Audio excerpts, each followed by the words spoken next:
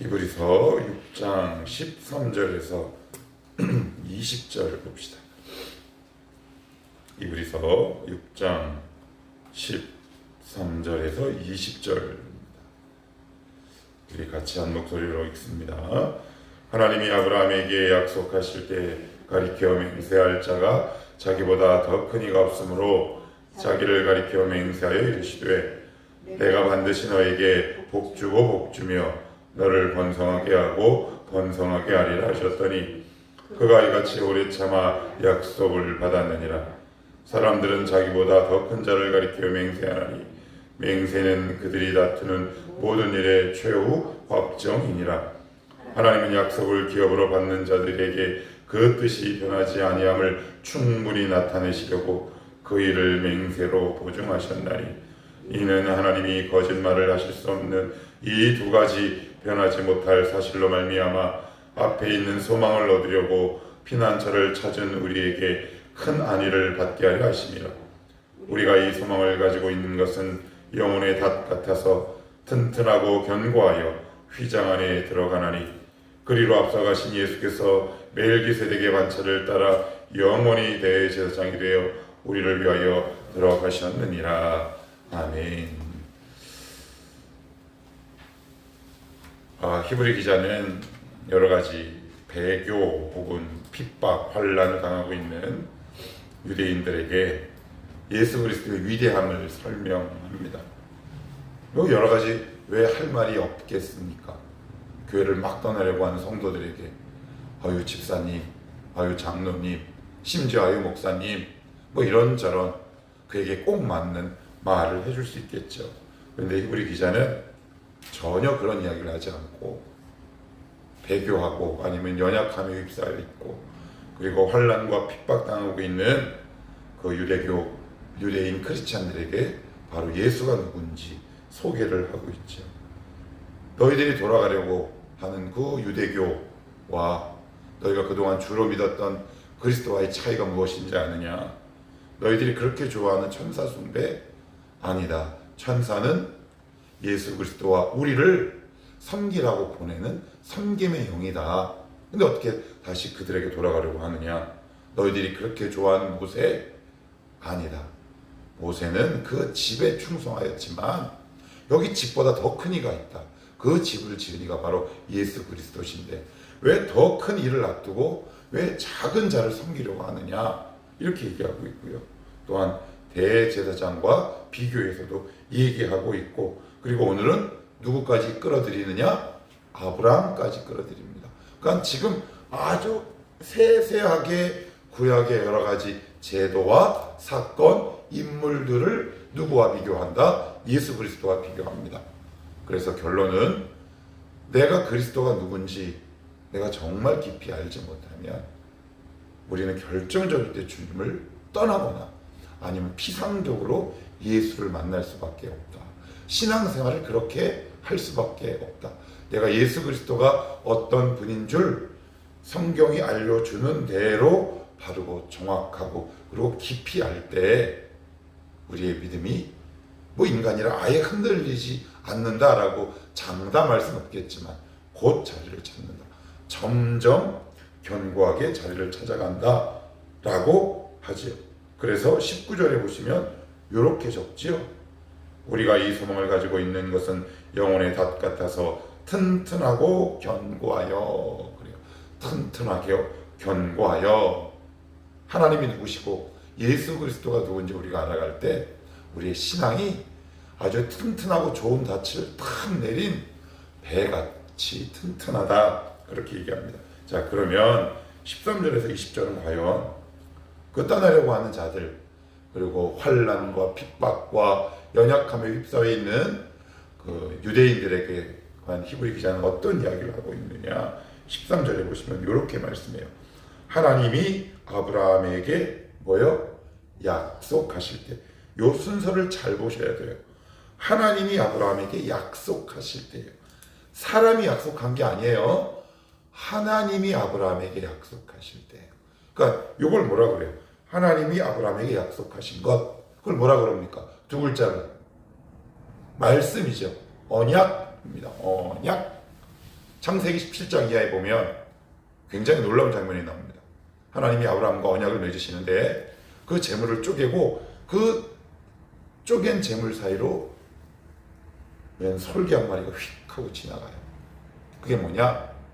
원래 그 고대 근동에서는 그 재물이 있으면 반을 쪼개요. 그래서 그 사이로 나 한 번, 너 한 번 이렇게 지나갑니다. 이게 무슨 얘기냐? 나도 지나갔으니까 약속을 지키고 너도 지나가. 그런데 아브라함은 안 지나갑니다. 그런데 하나님이 쑥 하고 지나가세요. 무슨 이야기일까요? 우리는 약속도 못 지켜요. 네가 못 지켜도 내가 지키겠다. 하나님의 신실하심을 나타내는 거예요. 이런 하나님의 신실하심을 너희는 보지 못했느냐? 이게 바로 하나님 우리에게 주신 언약 말씀이다. 여기서 우리가 조금 더 구체적으로 한번 적용해 볼 게 있어요. 이게 무슨 의미냐? 그러니까 언약은 변하지 않아요. 그런데 중요한 게 뭐냐면 우리가 기도할 때 자꾸 하나님이 나에게 하신 말을 붙들고 나가는 게 아니라 내가 하는 말을 붙들어요. 내가 하는 말을 붙든다는 말이 무슨 말이에요? 기도하는 거죠. 내 기도의 제목에 빠진다고요. 그래서 내 기도가 좋습니다. 물론 기도하셔야 돼요. 그런데 내가 이 기도 제목을 놓고 자꾸 기도하면 기도할수록 낙심되고 속상하고 마음이 평안하지 않고 기쁨이 없다. 그러면 말씀을 붙드는 것이 아니라 내 말을 붙드는 거예요. 하나님이 언약하신 말씀을 붙들 때 우리의 신앙과 기도가 하면 할수록 깊어지고 평안과 기쁨이 있어요. 저도 얼마나 많이 속는지 몰라요. 어떨 때는 이렇게 기도하고 났는데 이렇게 마음이 껄끄럽고 뭔가 이상한 기분이 그래요. 난 분명히 열심히 했는데 왜 그럴까? 그런데 성령께서 인도하시지 않는 방향으로 하는 거예요. 그래서 우리가 기도하실 때 이런 기도가 반드시 필요해요. 하나님, 오늘 이 기도를 성령님이 인도하여 주옵소서. 하나님이 기뻐하시는 뜻을 따라 기도하게 없어서. 그런데 만약 내가 지금 가져온 기도의 제목이 한 보따리야. 엄청 많아. 근데 내가 보기엔 이게 더 중요해. 그런데 그럴 때 내가 기도를 막 시작하는 그 시작점에 나는 지금 이 기도 제목을 기도해야 하는데 왠지 나도 모르게 마음이 이쪽에 쏠리거나 그건 하나님이 인도하시는 거예요. 그쪽을 따라 기도하셔야 돼요. 저도 그런 갈등이 있어요. 때로는 하나님 이거 해야 되는데 아니야, 이쪽이야. 이게 무슨 말이에요?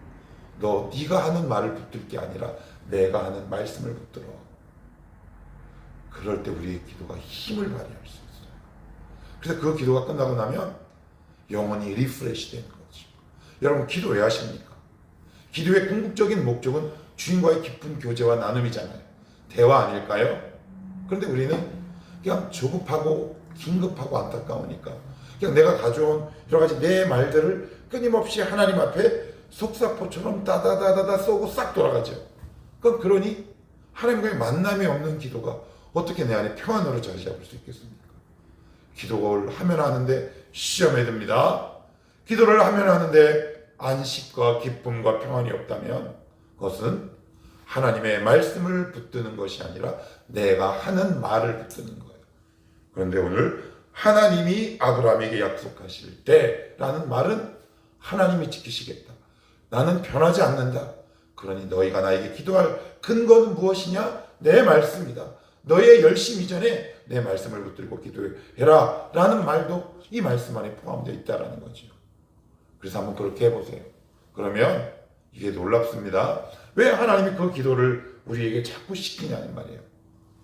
일의 순서가 있기 때문에 그래요. 일의 순서를 누가 알아요? 우리가 집을 짓는다고 가정해 봅시다. 근데 우리 주님은 이미 건축가예요. 우리 주님이 건축가시잖아요. 근데 우리는 초보야. 인생의 건축가가 아니잖아요. 근데 우리는 뭘 요구하냐면 인테리어를 요구해요. 그래요, 안 그래요? 하나님, 인테리어, 요즘 인테리어 빨인지 몰라. 조명. 근데 하나님은 아니야. 콘크리트 작업을 먼저 해야 돼. 근데 그게 깊이 해요. 아브라함처럼 얼마나 깊냐 하면 30년, 40년씩 땅을 파버립니다. 근데 우리는 너무 답답한 거예요. 나는 지금 빨리 집을 짓고 싶은데. 근데 하나님은 아니야. 콘크리트야. 기초야. 하나님 이 기도 제목 해야 된다니까요. 아니야. 너 이 기도 제목 해. 그러면 그 기도 제목에 붙들려 하나님이 하신 말씀에 붙들려 기도하게 되면 내 인생이라는 아름다운 집이 건축되기 시작해요. 근데 이걸 중간에 포기해. 왜? 내가 원하는 인테리어가 안 나온다. 그러니 하나님의 영광과 기적을 맛보지 못하지. 성령 하나님이 인도하심을 따라 말씀을 붙들고 기도해 가십시오. 내가 기도할 제목 너무 많아요. 저도요. 보여드릴까요? 굉장히 많아요. 그런데 하나님 오늘도 제 이 많은 기도 제목보다 주님의 인도가 우선되는 기도가 되게 하옵소서. 그런 말씀 한 구절 이렇게 생각하고 그 말씀을 붙들고 기도하기 시작합니다. 근데 우리는 층고에 관심이 있죠. 고층에 관심이 있어요. 왜요? 이 시대는 경쟁과 속도의 시대거든요. 그러니 눈에 보이는 가시적인 성과와 뭐의 결과물이 나오지 않으면 우린 너무 조급해요. 저도 조급해요. 그런데 하나님은 아니야. 내 말씀은 너의 인생의 큰 기초를, 깊은 기초를 세울 테니 나 흔들리지 않는다. 그래 나 따라와봐. 그래서 뭐라고 말씀하시냐면 13절 후반절에 맹세할 자가 자기보다 더 큰 이가 없으므로 자기를 가리켜 맹세는 원래 이런 거예요. 우리가 보통 이런 장면 보시잖아요. 아, 저 하나님의 이름으로 맹세합니다. 뭐 이런 표현들 해서는 안 될 행동들을 하잖아요. 맹세는 자기보다 높은 지위와 실력이 있는 대상을 두고 하는 거란 말이에요. 근데 하나님보다 높은 대상이 있어요? 없어요?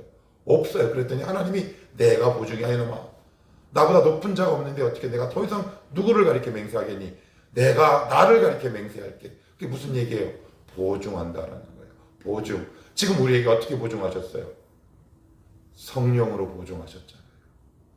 여러분이 성령 받은 것이 바로 하나님이 신실하다는 증거예요. 그러니까 우리가 엉뚱한 데서 하나님의 신실하심을 찾을 것이 아니라 이미 내가 성령 안에서 있고 성령의 음성을 듣고 성령의 인도하심을 받으면 그것 자체가 하나님의 살아계심과 신실하심의 증거란 말이에요. 성령의 보증, 확증 다 같은 말이에요. 내가 여러분 보증 서요 안 서요? 안 씁니다. 동서복음을 막론하고 돈을 빌려줄지언정 보증은 서지 않아요. 그런데 우리 하나님은 반대야. 돈은 잘 안 주시는데 보증은 잘 써주셔. 반장하겠죠? 하나님은 보증의 대가야. 마귀에게 보증하신단 말이야. 얘 내가 보증한다. 내 아들 피로 말미암아 얘 인생을 내가 보증할 거야. 근데 우리는 하나님 보증은 됐고요. 돈 좀 주십시오. 라는 얘기가 14절이에요. 14절 같이 한번 읽어봅니다. 시작. 이르시되 내가 반드시 너에게 복주고 복주며 너를 번성하게 하고 번성하게 하리라 하셨더니 창세기 12장에 나와 있는 말씀이에요.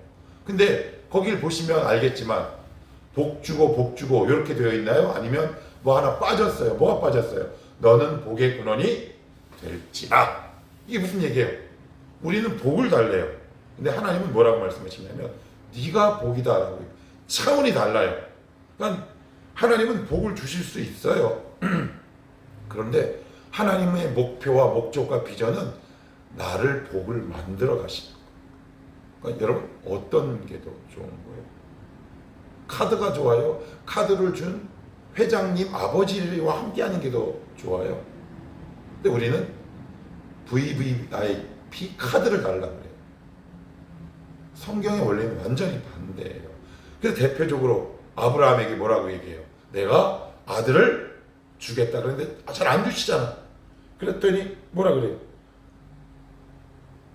사라가 딱 보더니 하갈을 보고 야 우리 남편이랑 동침해 그러잖아요. 그래가지고 덜컥 누구를 낳아요? 이스마엘을 낳아버리잖아요. 하나님 복은 아이 됐고요. 뭐 하늘의 별과 같이 많다고요? 아이 됐어요. 저는 지금 당장 아들이나 한 명 주세요. 그냥 아파트는 한 채 주시라고요. 돈이나 몇 푼 좀 달라고요. 이거 필요 없다니까요. 저는 하갈과 동침이라도 하고 싶어요. 우리의 심정 아닙니까? 우리의 심정 아니에요. 하나님 됐어요. 무슨 뭐. 됐어요. 무슨 뭐. 저는 기다릴 힘도 없고요. 조금 아파도 조그만 거라도 하나. 인테리어 잘 되어 있는 깔끔한 걸 하나 주시고. 요거 좀 주시라니까요. 그러니까 우리가 요구하는 수준은 이 수준인데, 하나님 요구하는 수준은 뭐냐? 우리 자체를 복으로 만들어 버리세요. 그러니 시간이 걸리죠. 시간이 걸립니다. 시간이 걸려요. 거기서 낙심할 겁니다. 유대인들은 왜 낙심하지 않았겠어요? 왜요? 외부적으로 너무 어려운 핍박과 박해가 다가오니까 이거 내가 뭐가 잘못 믿는 거 아닌가? 라는 생각할 수 있지 않겠습니까? 그래서 오늘 이 말씀을 히브리 기자가 이렇게 들이밀고 있는 겁니다. 아니야, 우리 하나님 신실해. 이렇게 말씀하고 있어요. 14절 다시 한번 볼게요. 이르시되 내가 반드시 너에게 복주고 복주며 너를 번성하게 하고 번성하게 하리라 하셨더니. 그래요. 15절 읽습니다. 시작. 그가 이같이 오래 참아 약속을 받았느니라. 먼저는 어떤 약속을 받았냐면 이삭을 얻게 돼요. 그런데 아브라함이 자기 살아생전에 이스라엘이 그렇게 수없이 번창한 거 봤어요? 못 봤어요? 못 봤어요. 못 봅니다. 하나님의 말씀의 역사는 우리의 시공과 죽음을 초월해요. 이 말씀을 보고 내 살아생전에는 글렀네 라고 단정하시면 굉장히 오산이에요. 예를 들어 볼게요. 만약 저는 모르지만 어떤 사람이 제가 어릴 때부터 나를 위해서 기도했고 그 사람이 죽었다면 여러분 그거 장담할 수 있나요? 오늘의 결과물이 지금 혹시 천국에 있는 누군가의 기도였다면 아무도 장담할 수 없어요. 하나님의 기도의 역사는 시공을 초월하죠. 근데 우리는 내가 늘 확인해야 돼요. 지금 확인해 주실 때도 있고요. 그리고 오래 기도해야 될 것도 있고요. 그래서 우리가 해야 할 것, 하나님 오늘도 하나님의 말씀을 붙들고 내 믿음의 기초를 튼튼하게 세워가게 하옵소서. 기초가 튼튼하면요, 내진 설계가 우리나라 건물 내진 설계 되어 있어요, 안 되어 있어요? 안 되어 있어요. 근데 하나님은 내진 설계까지 하세요. 그런데 얼마나 공정이 까다로울 거야. 이게 얼마나, 우리 주님은 얼마나 깐깐해. 감리도 엄청 깐깐해. 세계 최고의 감리사들을 데리고 와. 말씀이 감리하잖아요. 공사 끝나면 감리하죠. 여기 콘크리트는 잘 타설이 되었고 잘 굳었는가, 이 건물의 각도, 건축 재료는 잘 제대로 들어갔는가, 말씀으로 감리한다는 말이에요. 그거 안 되면 다시 기초로 돌아가야 돼요. 그러니 여러분, 고난받고 기초공사 하실 때 제대로 다지세요. 이걸 다지지 않으니까 뭔가 세우는 것 같은데 다 무너져요. 그 인생이 다 무너져. 청년 때부터 이걸 하고 지금부터 하시면 돼요. 왜? 우리 인생의 감리는 하나님의 말씀으로 하기 때문에.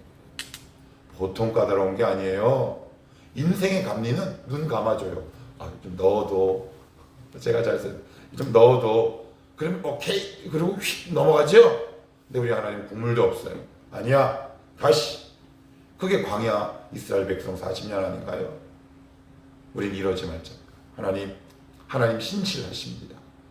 하나님 오늘도 나의 말을 붙들고 기도하지 않게 하시고 하나님의 말씀을 붙들고 기도하며 나의 인생의 기초가 튼튼히 세워져 가게 하옵소서. 하나님, 그렇습니다.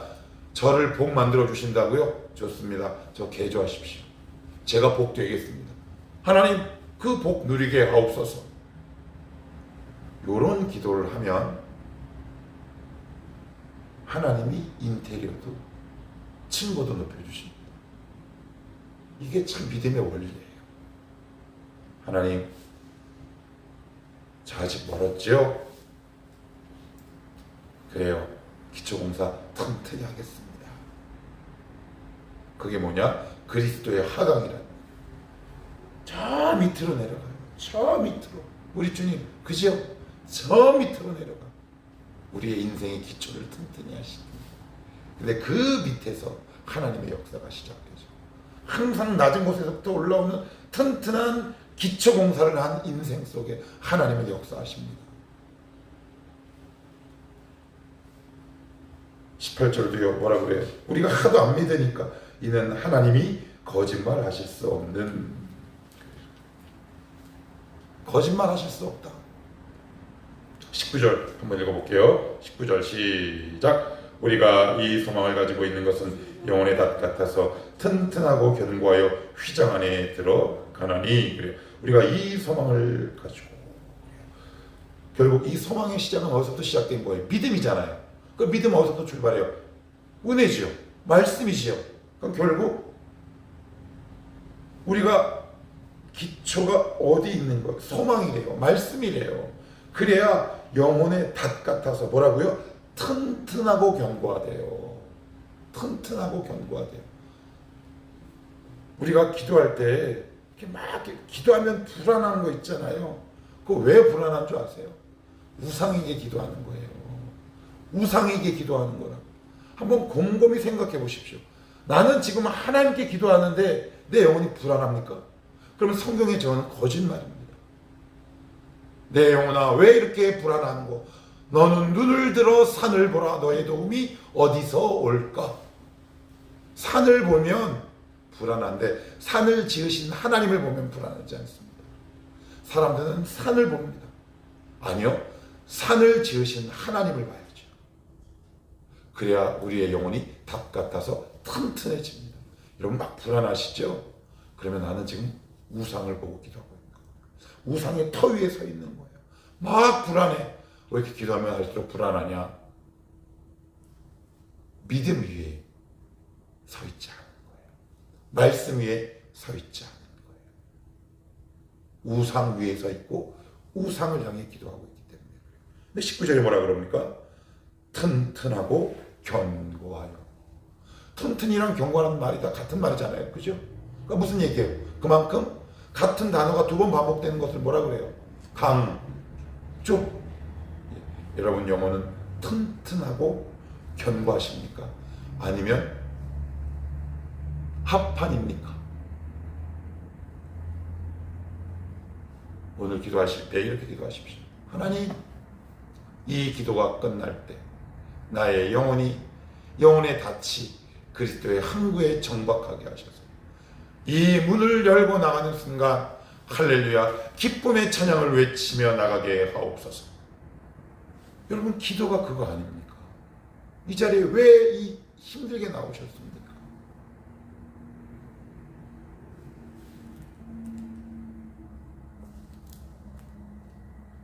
하나님 우리에게 더 큰 비전과 꿈을 주십니다. 너무 커서 안 보일 뿐이지. 하나님 우리에게 복을 주시는 분이 아니라 우리 자체를 아예 복으로 만들어 버리십니다. 복 주는 것은 쉽습니다.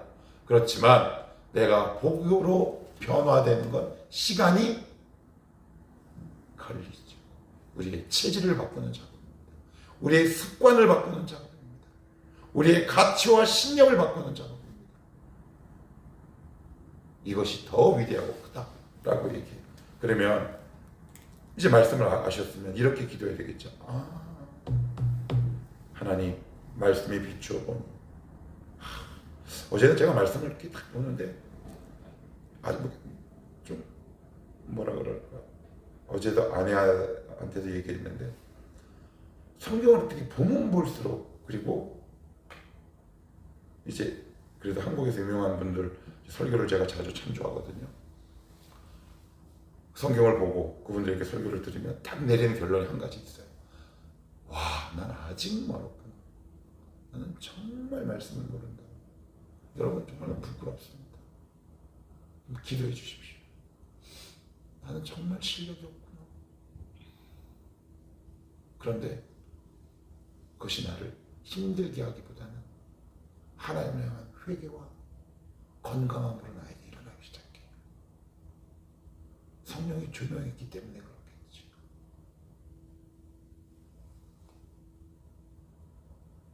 여러분 두려워하지 않으셔도 됩니다. 오늘 설교 제목이 그 뜻이 변하지 아니함을. 하나님 여러분 향해 한 번도 뜻이 변한 적 없습니다. 지금도 여전히 일하십니다. 아멘. 제가 말하고도 아멘 하니까 웃긴다. 근데 저는 그냥 아멘이 나오네요. 그 신실하신 하나님 믿으시고 오늘도 내 말을 붙들고 기도하는 것이 아니라 하나님의 말씀을 붙들고 성령의 인도하심을 따라 기도해 갈 때 우리의 인생의 기초에 그 깊이가 깊이 빠질 겁니다. 거기에 집을 짓고 우리에게 복 주시고 은혜 주시지 않겠습니까? 아니 우리를 복으로 만들어 가시지 않겠습니까? 그런 하나님을 기대하며 오늘도 살아가는 저와 여러분이 되었으면 좋겠습니다.